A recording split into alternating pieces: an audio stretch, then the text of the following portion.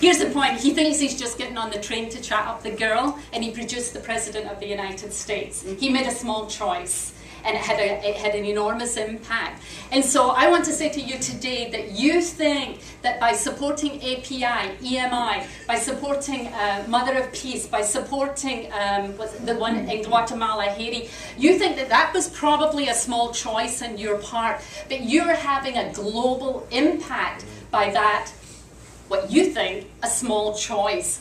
And so I'm just here to say that choices, you may think they're small, but most times they have a global impact. And what I want to do today is I don't really want to give you a sermon so much as I want to share my heart. I want to tell you stories. And I want to really on behalf of all the people that you've touched through EMI. Now I can't speak for the other ministries you're supporting, but I'm absolutely sure that they would want to say the same. All the people that you've touched through the other ministries want to say the exact same thing. But I'm going to tell you stories about ours. And what I want to talk about is birth, life, and legacy. And that is produced by the choices we make. And so I'm going to start with birth, and I'm going to tell you how EMI was birthed. I'm at a conference minding my own business, and the pastor has this kind of one of those profound meetings, and he invites everybody to come down to the front. Now, my wife is a raving charismatic, and I came from a Baptist persuasion, so I am genteel, okay? And so, you know, I really, these dramatic things of responses, that's just not me. But somehow I was deeply moved, and the next thing I know, I'm doing carpet time at the front. So I'm listening to the Lord. And as clear as day, the Lord says to me, I want you to go to Taiwan and start a church. Now you think, where on earth does that come from? It wasn't entirely out the blue, because for quite a while now, everything Asian had been coming up. And I am a woman of phases.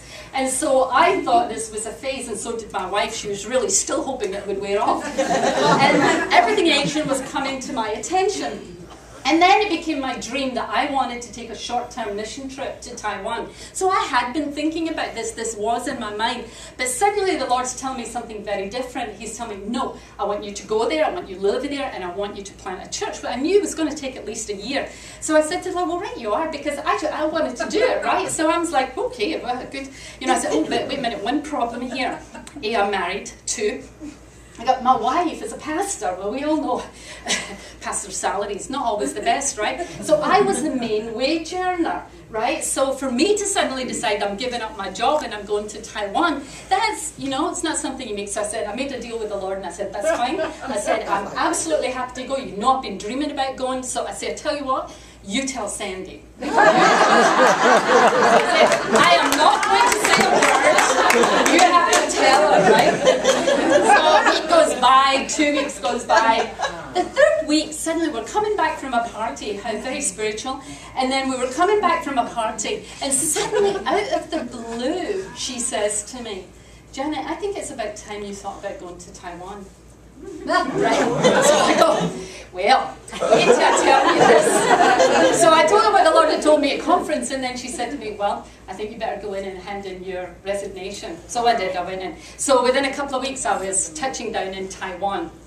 So now I arrive in Taiwan, from the moment my foot hit the dirt, I would love to say to you, it was my dream came true. It was hell on earth. The accommodations fell through. I had to live in a cockroach-infested pit for a while. Then my email broke. Do you know it took me exactly, I got 1 phone call to my sweetie in an entire month. And people were trying to tell me, they would say, just go buy a card from the 7-Eleven. So I go buy a card, but here's the thing, they got 2 sets of phones. And in one phone, the card goes in this way, and the other phone, the card goes in that way. And then, when the phone comes on, it's of course, now I can speak. Right, so now I know how to say it. But then I had no idea, so I'm just like frustrated. I can't get any communication going, right? I had to learn how to drive a motor scooter as well. Now that was exciting. Little dyke on a bike. Okay?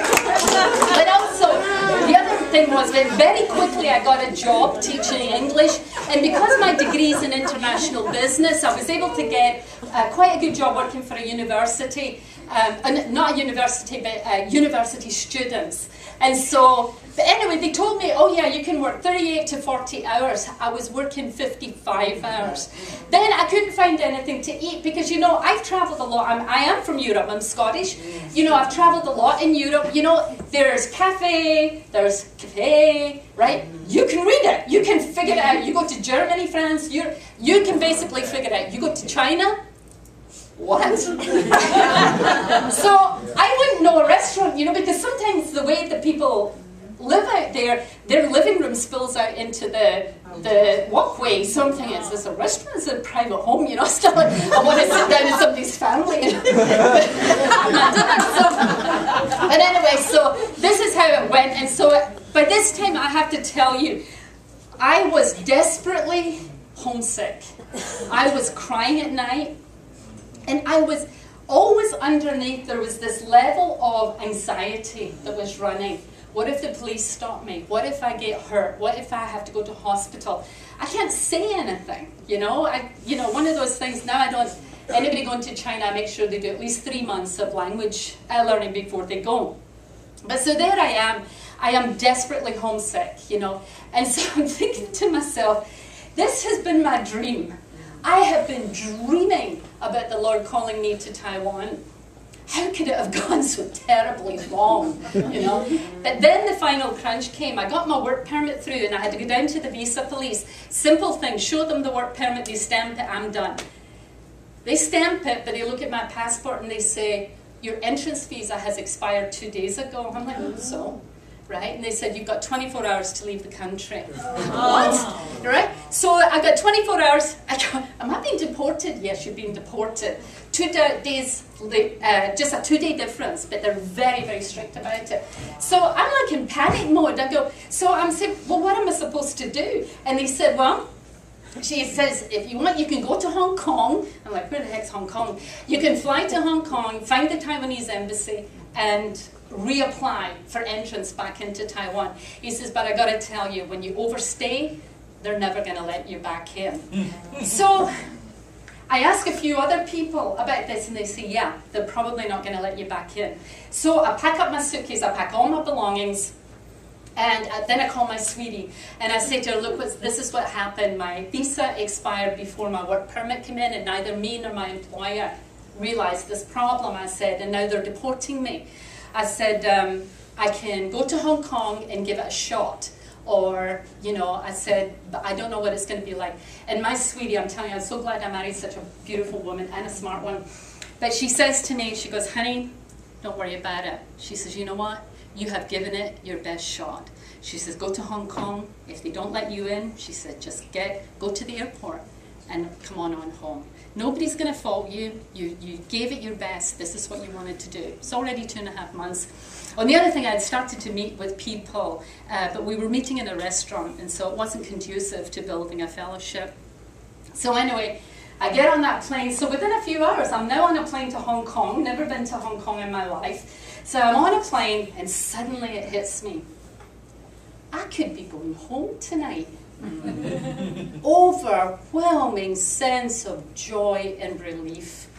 I could be going home.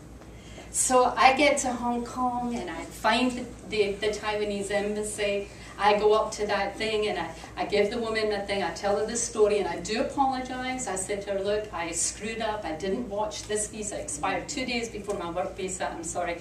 And she was real snotty, you know. She was like, well, that's just all you foreigners, you're always doing the same thing, you never pay attention, you just think you can stay in Taiwan whenever you like. She says, she goes, they're not going to let you come back, right? She says, but I'll go ask my supervisor.